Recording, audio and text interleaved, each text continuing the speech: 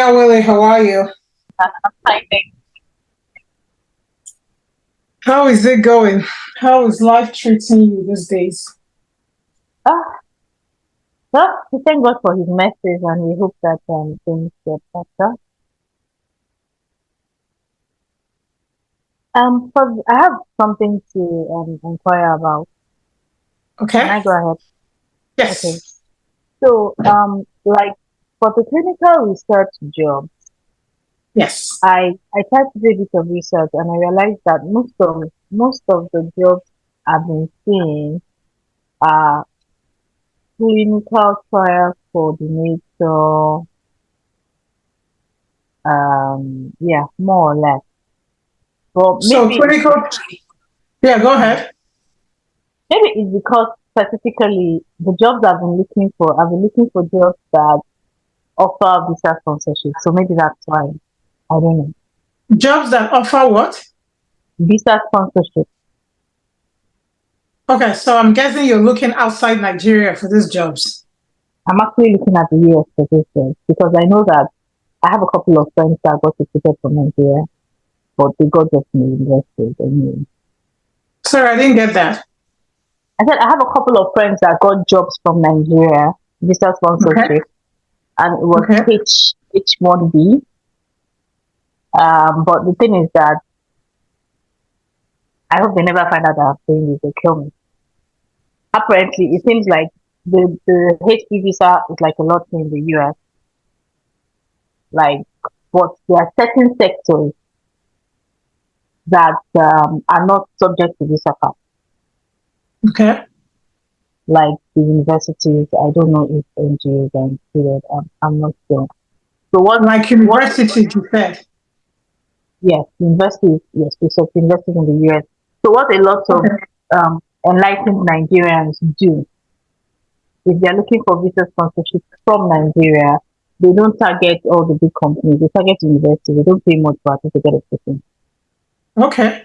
So I was looking at jobs there, but I realized that most of the clinical trial coordinators that I've been seeing that really they sponsor the clinical trial assistants, they don't really sponsor. I guess it's because the requirement is a high school diploma. Maybe I'm not too sure.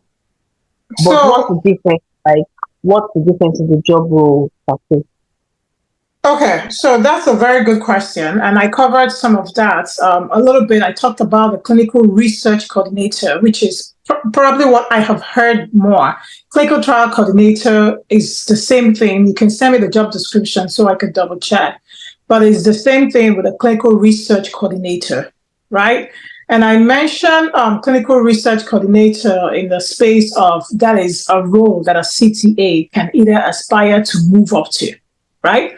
Yeah. And let me tell you why, if you're specifically looking in the universities, let me tell you why you're going to see more CRC jobs, which is what we call those research coordinator jobs, than a CTA job. Okay? So CTAs are hired across the industry. Institutions can hire CTAs, right? But what institutions hire the most is a clinical research coordinator, because the clinical research coordinator, that particular job is almost always site facing. It's almost always located in the site, right? Patient facing was what I meant to say. So it's almost always patient facing, the patient facing role. A research coordinator is somebody who sees patients for clinical research. They actually take the patient's temperature, they take their vitals, they note it down on their patient's charts. Okay, so if you're looking at universities, you're looking at jobs in a clinical trial sites, right? And that's what they mostly need, is somebody who is going to see their patients, right? And most trial sites, like every single trial site will hire a coordinator, but not every single trial site will hire an assistant. Does that make sense? Because the assistant, they will hire you for like data entry, and that's when they are bigger. When they are bigger and the CRC is seeing so many patients that they can't keep up with data entry, then they hire a second person for data entry.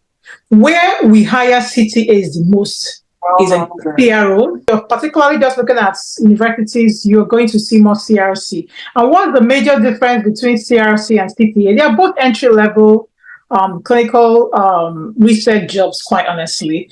Some CRCs are students. So I know for a fact that not every CRC job needs a degree. Does that make sense? I have been to clinical trial sites where is a university teaching hospital, right? So half or more than half of their CRC are college students who are doing this, research assistant kind of job. So CRCs don't always need a college degree.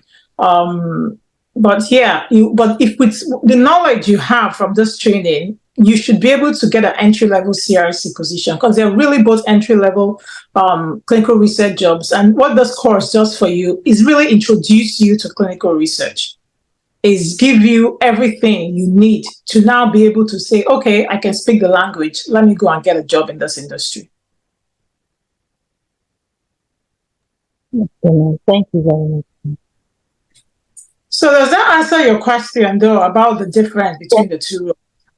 Yes, it does. Thank you. Thank you. I have a bit more clarity now. I'm sorry? I said I have a bit more clarity now. Thank you. Thank you, ma'am. Okay. And if you need more clarity, let me know if you have other questions. But one thing that I want to kind of ask you is this. As you're looking for CRC positions, as you're looking at seeing CRC positions, is there anything that kind of make you feel like you're not qualified for this position? Is there anything in the job description, anything that they're asking for in the requirements that make you feel like you're not qualified to apply for any of those positions at this time? Actually, none at the moment. Okay, that's good to hear. That's good to hear. So I would say definitely, clean up your resume, make sure it's top notch before you apply. But yeah, don't let anything stop you from, jumping into those opportunities. And quite honestly, sharing it with the group. If you do get a job, celebrate your win here.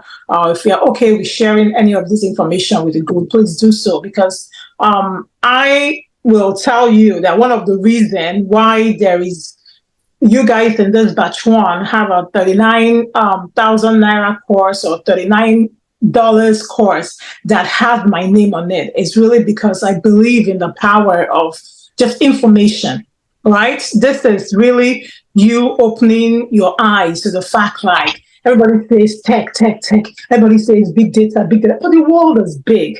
And the opportunity such as this one, where a lot of people don't even know what the heck clinical research is, excuse my French.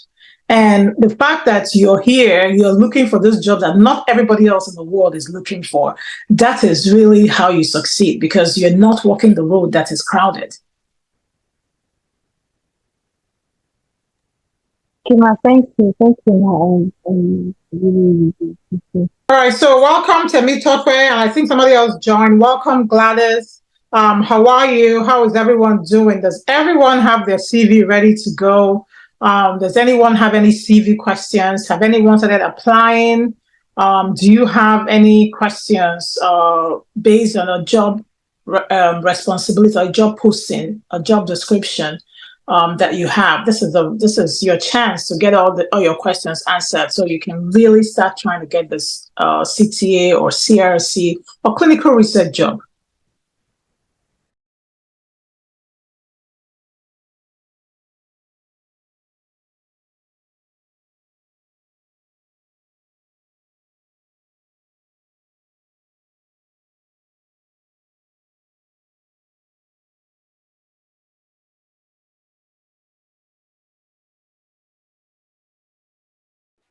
No questions?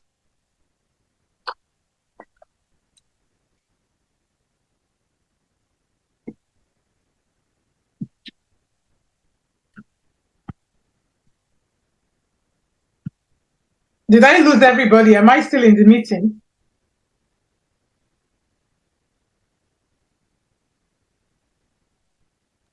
Hello? Yeah, ma. Oh, Yeah, ma. okay. Hello, ma. I was a bit scared. Okay, you guys, please, these live sessions are your time. These live sessions are your time. I gave this 1 hour because we're not doing interactive face-to-face class, and I felt like if I was the student, I definitely want to ask questions. I definitely want a platform to be able to interact with my teacher. So that's why I gave this 1 hour. There's 4 hours total for every of those batches. This is your second hour. And quite honestly, just to, I guess, to spur you to ask more questions. I don't come to this class with any lesson prepared. I don't come here with anything. This is just your time for you to ask me any questions you have. So if you don't have questions, I will give the full hour, like I said, but it would definitely be a loss of 1 hour you could have used to answer all your questions. Hi, Aaron. Welcome. How are you?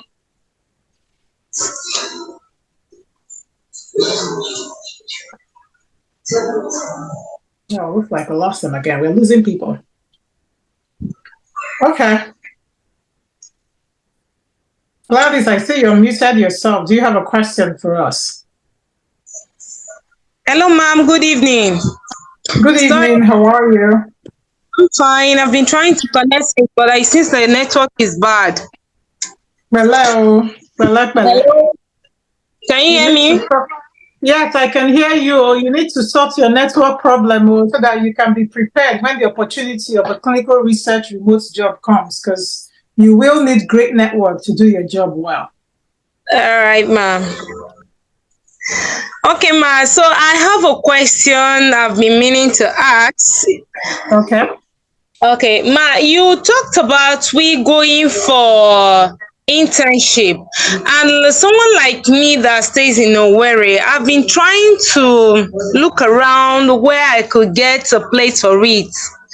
I do my regular 9 to 5 job, but I'm just trying to look around where I can get a place for this internship. And is this something that I can do during weekends? I still want to know if you have an idea. So it will really depend on, so internships, quite honestly, they can be formal or informal, right? Okay. And when I mention internships, it's really for people like you. If you want to right now, like, I'm living in a way I don't have the clinical research job right now. I don't know how much you earn where you work, but is there any reason why you're focused? Before I answer your question, one question just to help me understand a little bit more. Is there any reason why your focus right now is more on internships and on a paid clinical research job? Yes, because I want to learn more, ma. I want to be well equipped before I start applying. I see. Okay. Yeah. All right. And that's not a bad reason. So now, knowing that, one thing I would say again is that internships can be formal or informal. Some people have formal internships. I was once a Nigerian student, and I have worked in Nigeria as a professional, and I know that a lot of Nigerian companies don't have formal internships. I've had interns. I work for Shell, and I've had interns where it was just like, my dad says I'm coming to work and I'm going to work under this person, and this person's going to teach me this, right? That's an informal internship because it's not like a program the company advertises or anything like that. So one thing I'll tell you, internship opportunities in clinical research mostly exist in the universities, in the research centers, because universities and research centers are the places where they have the least funding, right? In our industry, the pharmaceutical company is the client. They are the big dogs. They are the ones that make the billions if the drug is successful. And sometimes they're researching this drug because they already made a bunch of billions with a previously successful drug. So they have the money. They are money back. So if you go to work in big pharma, you have all those big budgets and stuff like that. Now, if you come to the CROs, the budgets are a little bit less because the CROs are contract companies. Pharma companies are paying them to run this research. And of course, they're going to pay the people who say they're going to run the research for the least amount of pay. So a lot of CROs will underbid so they can get the project. And so most times, we work for a CRO, you're going to work a lot because the budget's a little bit less. Okay. Now, the clinical research side, they are the ones serving the patient. A lot of those patients are sick. They can't afford to pay. That's why they're doing research instead of going to the doctor and they're going to pay. So those guys are the ones with the biggest budget problems. They are the ones that need work. Another place, apart from big research hospitals and university teaching hospitals is doctors' offices. If a doctor is doing clinical research, you know that yes, he's getting a small check from us to do this research or from the pharma company to do this research, but it's not as big as his medical doctor check. So he also Okay. has constraints in hiring staff to help him do this work. So Okay. two things I will tell you is definitely, is there a hospital or a university teaching hospital in Owerri? Yes, there is. So you want to start there. I want to Okay. start there. I want to do, my own research, both online and offline, about the kind of research that is conducted in that area. Right? If they Okay. do mostly malaria research, if they do mostly cancer research, if they do, I will try to have, do my own research and know who are the people I should go and talk to. Google Okay. might be able to tell you clinical research, where Yes. I might be able to tell you, bring up people's names. And Okay. after I get the names, I am going to work LinkedIn. I know Okay. that Nigeria is a tougher environment, but I have the blessing of, I did go to Uniport for 2 years, but I have the Okay. blessing of having completed my university education here in America. And one Okay. thing I learned, I actually right now have two major LinkedIn profiles. Before I Okay. moved to clinical research, I had another LinkedIn profile I was using for oil and gas and my leadership stuff. Now, Mm. that LinkedIn profile, if I open that profile, there's almost nobody in the oil and gas sector, in the education sector, in this country that I cannot connect to by just having one or two people in between us. Okay. And that is because I learned to use LinkedIn as a networking resource. So what I would do after I get that couple of names that are tied to research is go and find them on LinkedIn, see their profile, start with the person that is active, and your Okay. message to them is, hi, I just completed a course on clinical research. I am a teacher or I'm whatever, but I am so inspired. I'm so excited. I really want to come into the clinical research industry, and I'm willing to get some clinical research experience by working for someone for free as an intern. Okay. And don't even go into like details. Quite honestly, your first message can even start with, "Hi, how whatever." Introduce yourself, just with putting a summary, like 2 sentences of what I just said. Like, I am really interested in clinical research. Can I get 5 minutes of your time to Okay. talk to you about my career progression in clinical research? Okay. I learned from LinkedIn that there's almost nobody in this world who will not give you 5 minutes of their time. Believe it or not. Yes. I have talked to CEOs, vice president, just by asking them for 15 minutes of their time in Starbucks. Okay. So start with that, get your list, go and connect to them, see who responds. Start Okay. there. And then when you now talk to them, start by asking them their own struggles. What are the problems they have? What are some of the challenges you're having right now as a researcher in Owerri? Okay. Is there any help you need now as a researcher? What are some of the issues that a young researcher like myself or a young one or big clinical researcher like myself, what can I bring? What can I do to make your work easier? What can I Yeah. do to help you solve some problems that you're having right now? What are the biggest problems you're having right now? And asking them those kind of questions after you have let them know that you are really thinking about how you can help. It's not about just taking their time and asking them for favors. Then they can say, oh, the funding is very bad. The government doesn't do this and that, and we are really short of staff. You can say, wow, how long do you guys work? I actually work from 9 to 5. That's my day, but I can come by 5 to 7. Can I do some work for you on the weekends? And that's how you start those conversations. Okay. That's All right. what I would do if I was in a way. Right now, I was trying to get some experience. That would do. Okay. Thank you very much.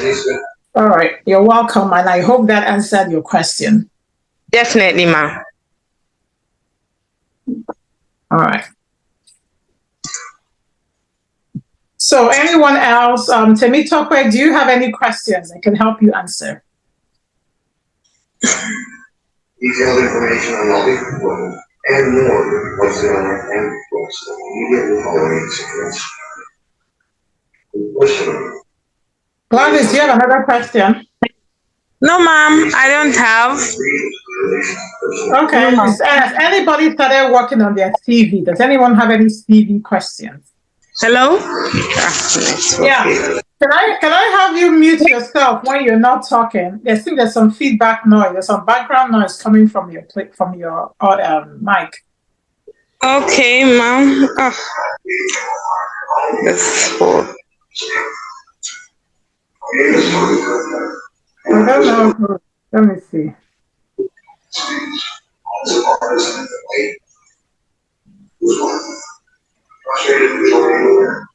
Just one sensible solution to the issues of life. And that's what we're going. Ask you to take this challenge and all into the more. Okay.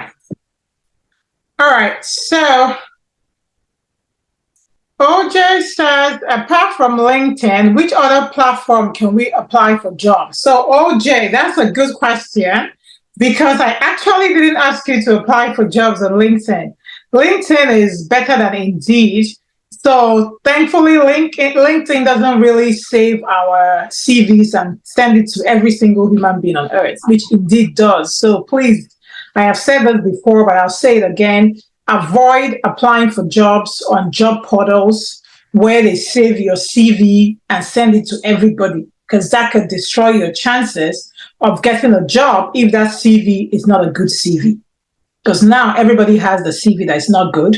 So even if you change it and you start sending to people, they're going to say, what's wrong with this one? You sent me this before. Now send me a completely different CV. So LinkedIn, I use LinkedIn to get leads for jobs. I don't use LinkedIn to apply for jobs specifically. I get the lead and I go to the company's website to apply for the job.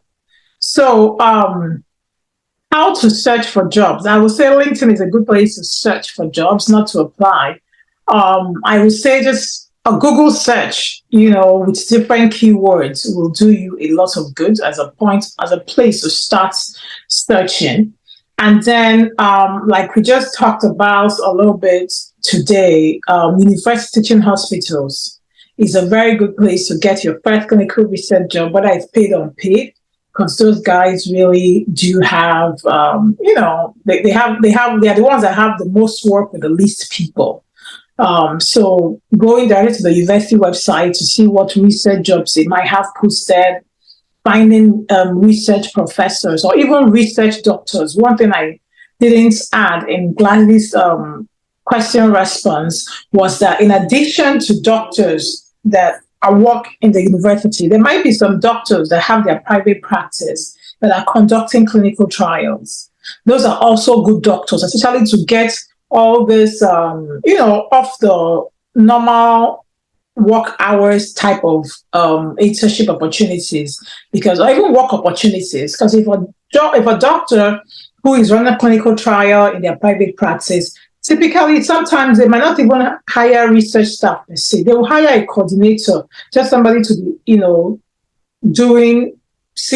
making sure that they are collecting the data that they need for the research from the patient, because their nurse is typically more involved in treating the patient's sickness, not in getting the EDC questions from the patient. So they might hire some kind of assistant, but that assistant might be limited. They might have their data entry being backlogged because that assistant cannot keep up. Because 9 to 5 is when the patients are being seen, and 9 to 5 is when they're supposed to be entering the data. So a doctor who has a private practice that's run clinical trial might be a good person to get a couple of hours a week, but whether it's paid or unpaid, outside of normal working hours, even for Gladys' purpose. But OJ, for your question, finding doctors that do research, either within or outside LinkedIn, just by talking to other doctors that you know in your area and talking to them about clinical research. Do you guys, run clinical research here as a private doctor in private practice? Is there any doctor that you know that does it? Can you, point me in any direction to try to find somebody I can work for as a clinical trial assistant or as a research coordinator, just to help them out with their clinical research?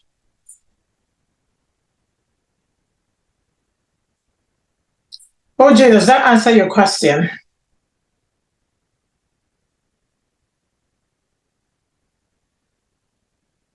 Oh, Tamito said I'm in a noisy environment is why I can't turn on my audio, but I can hear you. Okay, all right, Tamito, no worries. But you can also ask your questions on the chat here. So if you have any question, you can ask it on the chat.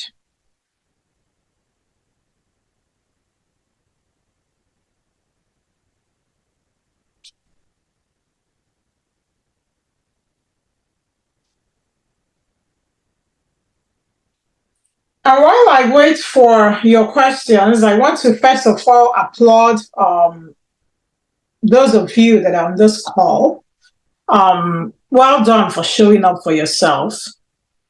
Is it also possible to get a job outside of the country, i.e., from any part of the world, even while in Nigeria? From Temitope. Okay. So, Temitope, you missed actually, because in the beginning of this live session, Awele actually shared with us, excuse me, that she is doing exactly that.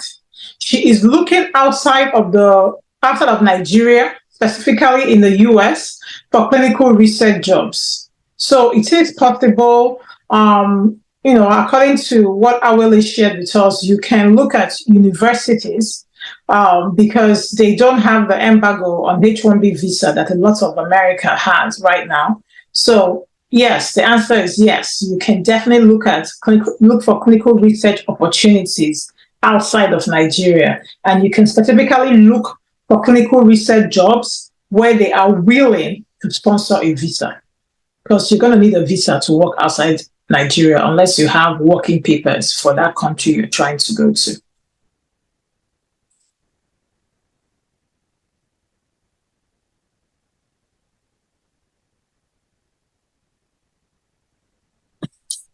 But if your question might be, and I'm not sure, but I just thought about this, you might be asking if it's possible to work remotely in Nigeria for a company that is outside Nigeria. Is that what you're asking? Because if that's what you're asking, that's a whole different opportunity. And quite honestly, I'm not sure if those opportunities exist. I'm actually currently working with my company to get a contract for such opportunities. I'm trying to get a contract to bring clinical research jobs in Nigeria and work in Nigeria for companies that might not be in Nigeria, because there's not a lot of compared to America and the UK, for example, where they've been doing this for years and years consistently.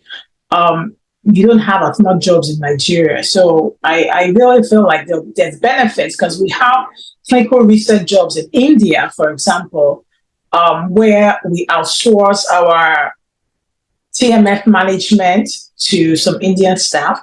I've also had Indian monetary visa report reviewers that work for my company, that's USVs. So I don't know about those opportunities right now, but I'm pretty sure they exist. That's something I'm really trying to do. I'm really trying to get a contract to get assistance from Nigeria and things like that.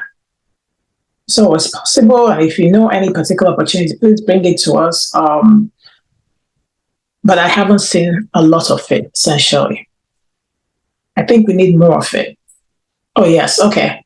Yes. So Temitope, yes. I'm sure those opportunities exist. I just haven't seen a lot of it. I feel like we need more of it, because there's real opportunity there. There's opportunity. We have a lot of work here in the US in this industry, and opportunities for us to outsource some of those work and get quality work, and not have to be held to American labor compensation laws for that. So for me, it's really a win-win. So we need more of that. And that's really something I am actively working towards myself.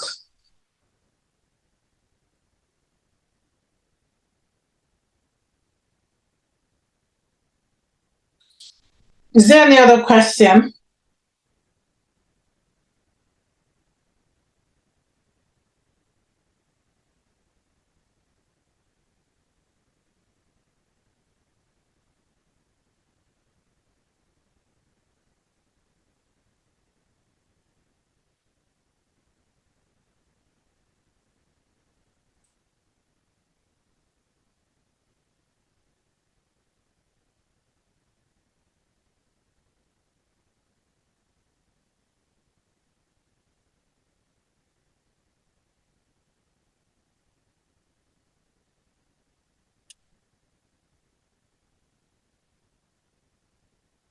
Is there any other questions? Does anybody have any other question?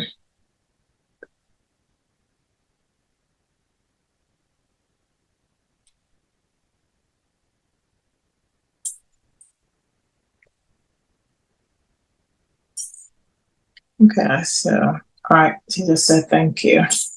So you guys, I'm big on motivation. So while you're working up your next question, I want to tell you a personal story.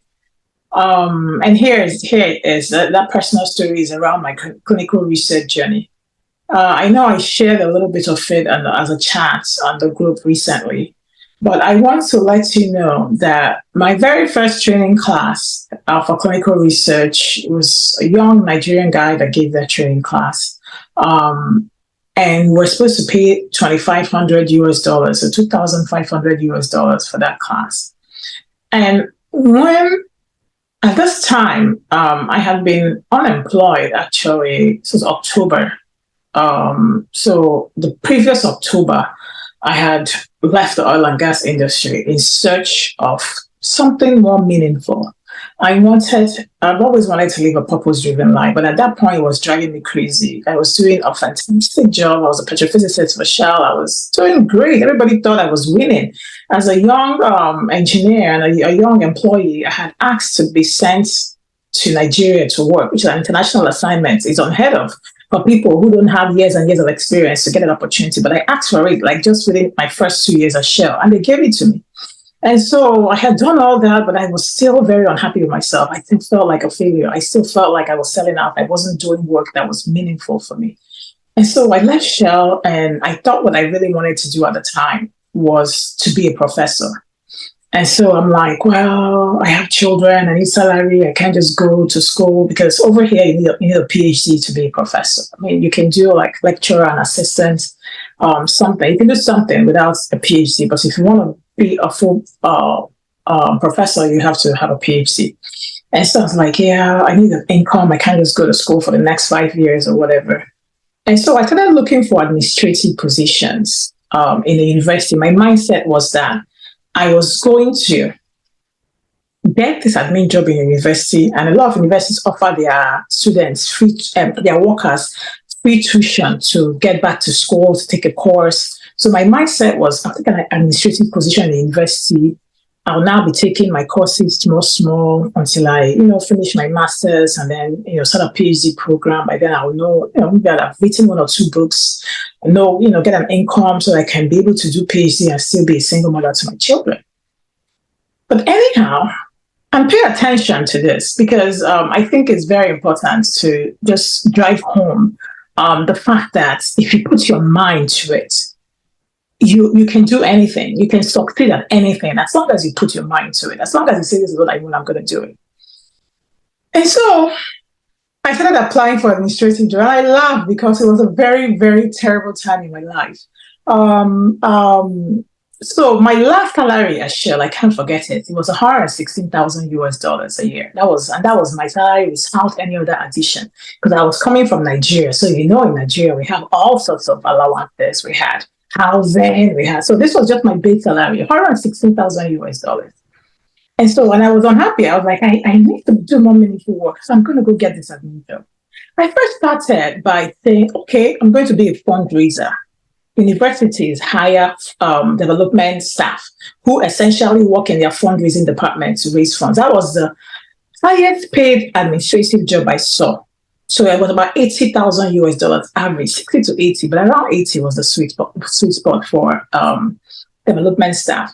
So I was applying for fundraising jobs. I apply. In like 2 or 3 months, I wasn't getting even interviews. I think, wow, what did I do?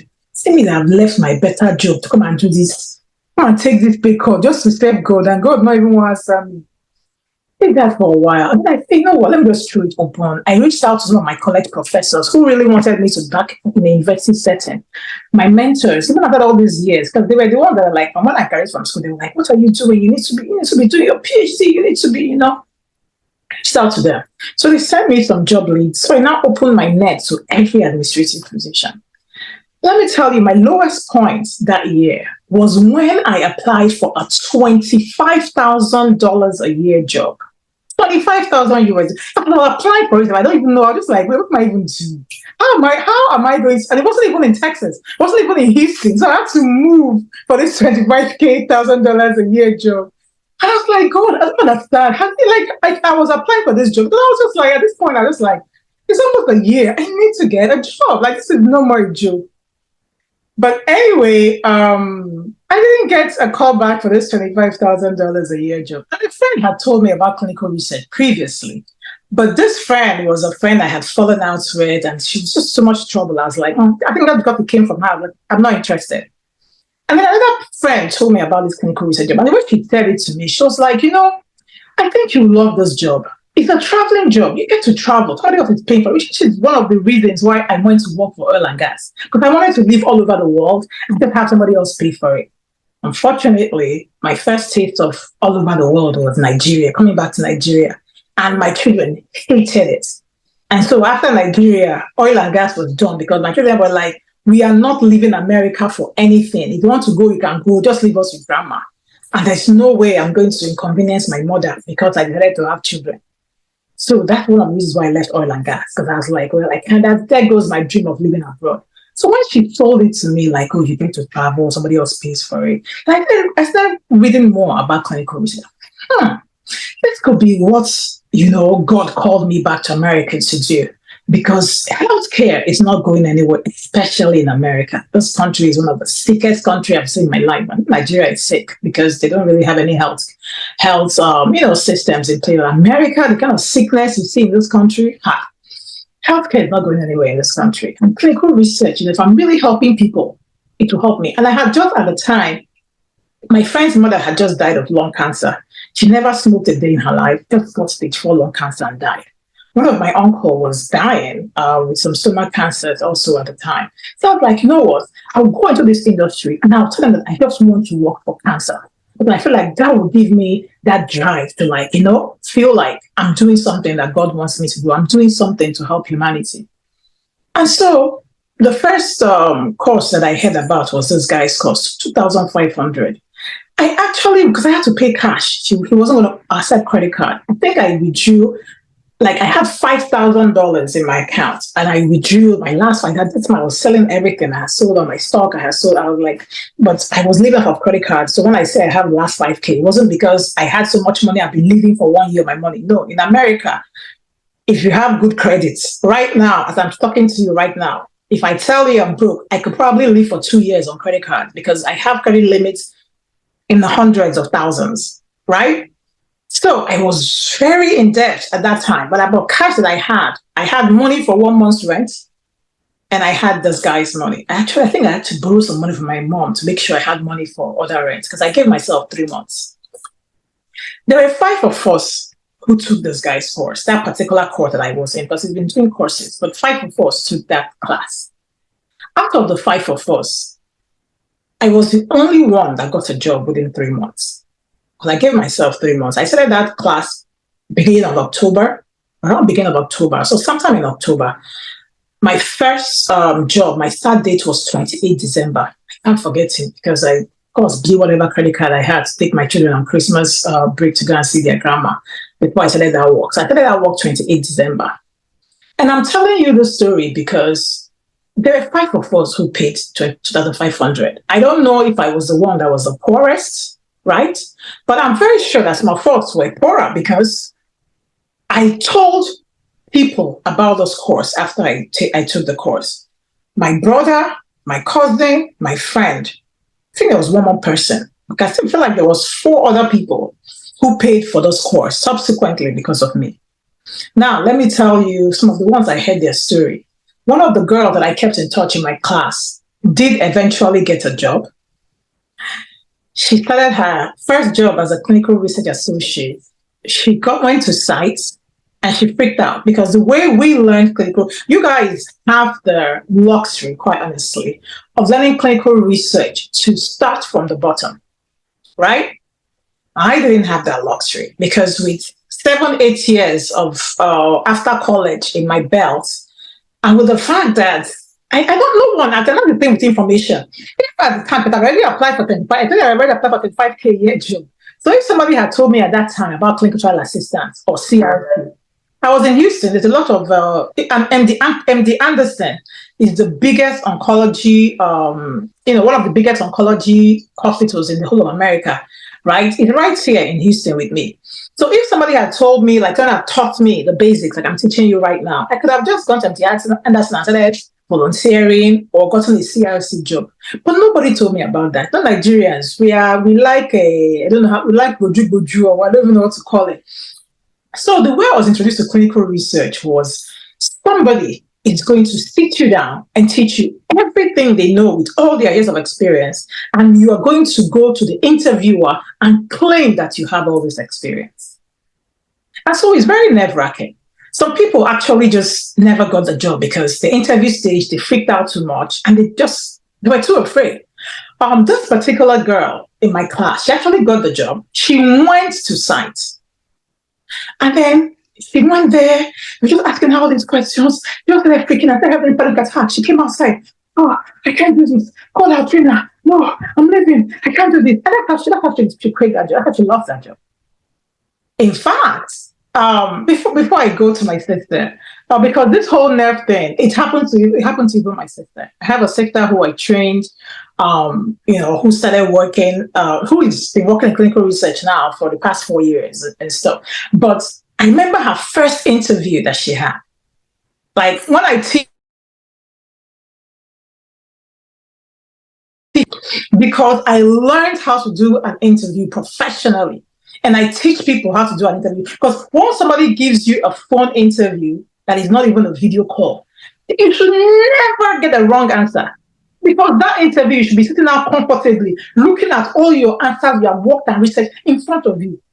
And even if you know it's a video call, then because you already have all those things, you memorize them, so you're ready to give the right answers. Look them straight in the face and give the right answer.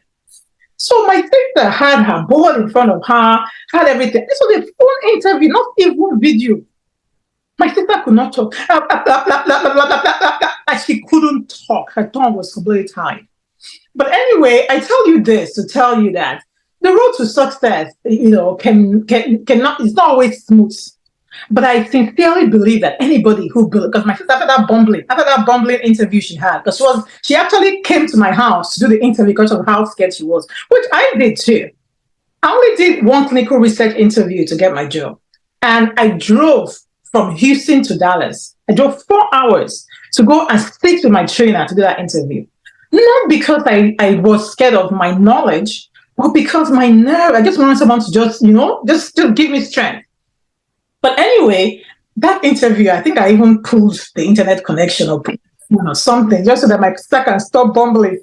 But after that interview, her next interview, she didn't even come to my house. I was in her house. She just came back and told me, oh, I finished, and it went well. And that's the job she got. And that's the job she's still working. In fact, right now she has multiple contracts. So I tell you this because quite honestly, I see that I had about 20 students or 20-something students in my class. And there's only a couple of you here. And I want you to know that there's one of you who is going to get a great clinical research job from this 39K course we paid. Yes, a lot of people might pay that money and say, that was just a waste of my time. Oh, what did I just wasted my money? I just wasted my time. It didn't work. Because a lot of people, my own blood brother paid this same guy, this same trainer of mine for this same course. But that guy is very stupid guy. That guy is a crook and everything. I'm like, well, I'm here. I've earned my money back in hundreds of folds. So he's not really a crook. Maybe there's something that you didn't do. Right. So I just really want to encourage you guys. If you really want to do this, the opportunity is there. Our biggest, I think in 2022, I did 3 clinical research interviews for a senior trial manager position. And my question to my interviewer is always pretty the same. What are your biggest challenges? And every single one of them said attrition, essentially losing staff, not being able to get the right amount of staff that they need. So this industry globally, our biggest problem is people. We need more people to work. One of my sisters, my youngest sister that I put in this clinical research, funny enough, right now I'm looking for a contract, I'm looking for jobs, and she just referred me to one, which is I find it very interesting. But she wanted to be a doctor. But here, to be a doctor, you have to do a first degree.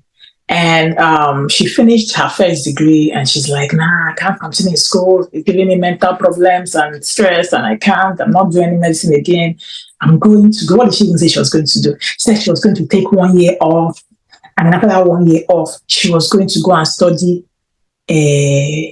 what's that? Physician assistant as a master's.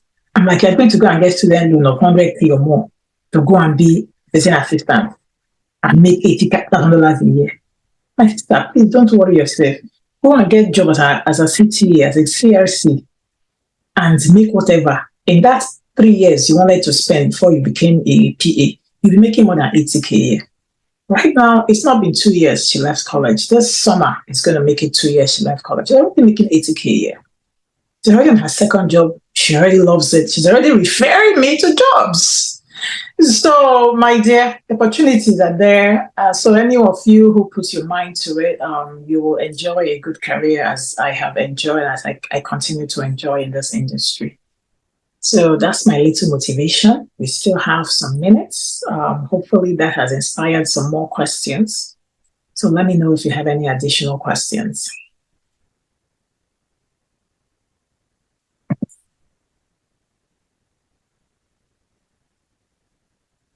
You're very welcome, OJ. You're very welcome. I really hope that that inspires somebody.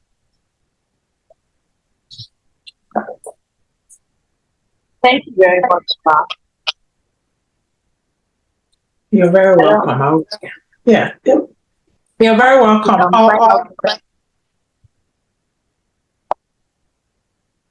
I ask a question? Absolutely. Thank you.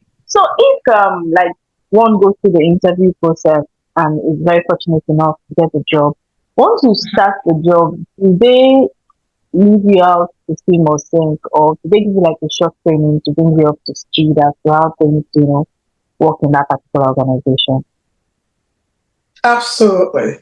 The beauty of our industry, the reason why people like me that did my first clinical research interview saying that I've been working in clinical research for 7 years, the reason why, and I actually got my first promotion within 18 months of getting that job. Oh. So I was able to convince people that I excelled as someone that has been in the industry for 7 years.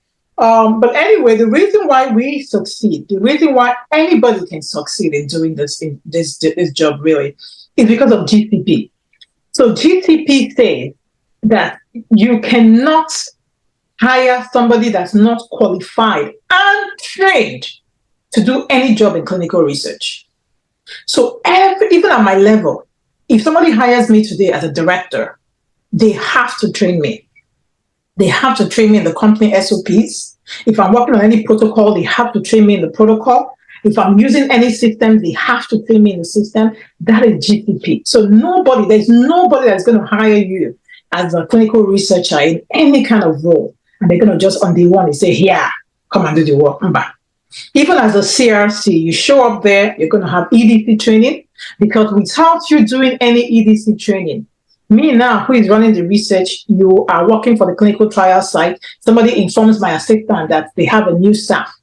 Before my assistant can even give you access to the EDC that you're going to use to enter data, which is your primary assignment, your primary work, before you can enter any data in that EDC, you have to be trained in that EDC. You have to finish your training, send her the certificate before she can even request your access.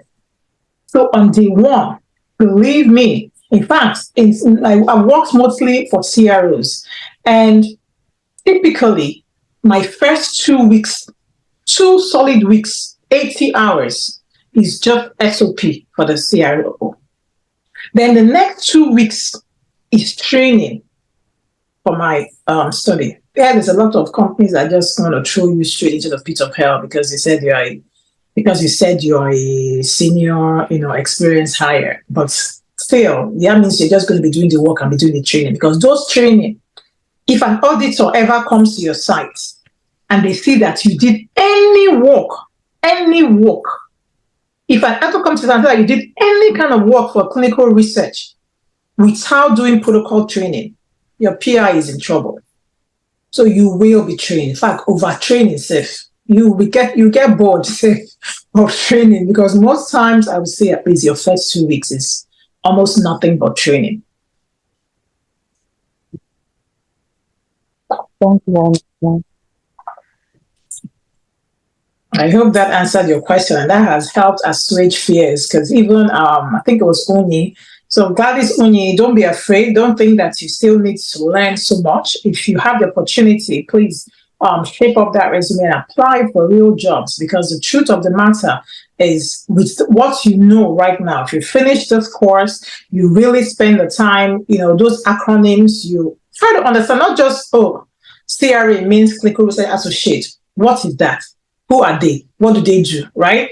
If you spend time on your own just doing that, let me just let you know, you probably know more than I knew my first few months as a clinical research assistant, as a clinical research associate. Sorry. So yeah, you know a lot more than you think you know, and you're going to get trained. You're going to get trained. Especially if the job is here in the US, you are going to get trained.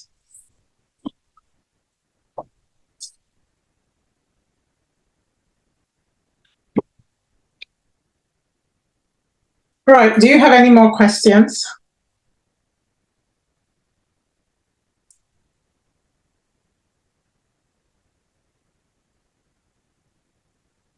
So those of you that are here, Awele, Gladys, Temitope, I will hope to drink champagne on your new jobs very soon. I wish you the best as you start this journey, and I'm looking forward to great news.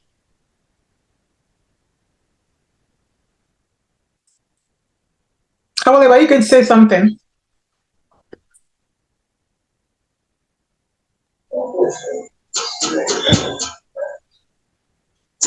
I said thank you very much, ma'am. Oh, okay. You're very welcome. Thank you very much, Ma, too. Really excited about this. You're very welcome, and I truly wish you the very best as you start this journey. For me, it's been a very rewarding journey. I'm here. You guys are all here because I started my own journey many years ago. So I hope that you enjoy your time in this industry. We hope so too, Ma. Thank you very much, ma'am. You're very welcome, Temitope. You're very welcome. And please, if I can ask you guys for a favor, if you will be willing to leave us a review for this course, please do so. You can either send a message to the group. You can send me a message, or OJ a message. Just let us know. Especially let us know if there's anything we can improve. Like as you take the course, if there's anything you liked about the course, if there's anything that you think would have made the course even more valuable for you, please let us know. We will really, really appreciate your feedback. All right, ma'am. We will do exactly that. All right, thanks. And continue to ask your questions, even though we have this live sessions, just so that we can have this two-way interaction. We're still going to have our group chat. So please continue to, any question that comes to your mind, continue to ask it on the group chat. And OJ will let us know when we have the next live session. Because like I said, these live sessions, they're yours to use even as a support. Like for me, one of the things I love about the one-on-one training I had for clinical research, which is why I have those live sessions. And one of the things I do for the people I train is that, I give them support even beyond like, okay, I'm training. Because even you can imagine with my own learning curve, I had a very steep learning curve when I joined this industry because I claimed I had 7 years experience. So they expected me to know. I couldn't ask certain questions at work because they were like, I don't understand. Why are you asking me that? You're supposed to have been here 7 years. Why don't you know that? So I was able to bounce things off of my trainer even after I started working. So I definitely want to encourage you guys. You can ask me anything about work even after you start working, quite honestly. All right, ma'am. All right. All the best. All the best. I'm ready I love to celebrate good news. So I'm ready to hear some good news from you guys. So don't be shy to bring them in. Thank you very much, ma'am. We are grateful.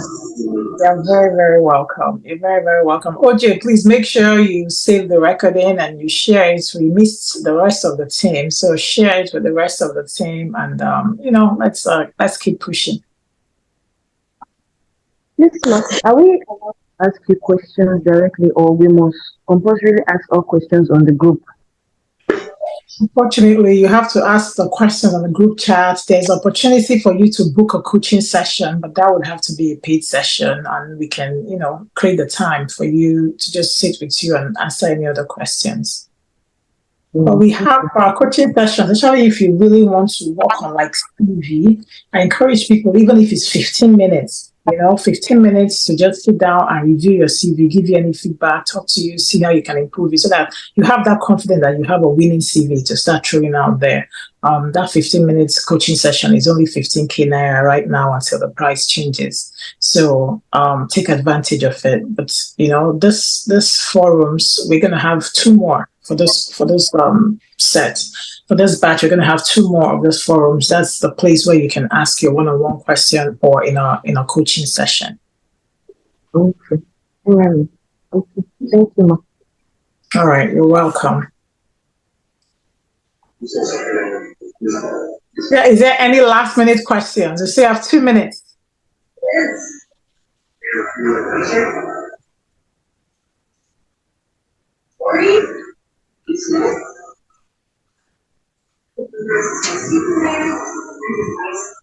All right, guys, I will give you 2 minutes of your time back if we have no more questions, and we will see you again at the next live session and continue talking on our group chat. Enjoy your weekend. Enjoy the rest of your weekend. Thank you, ma'am.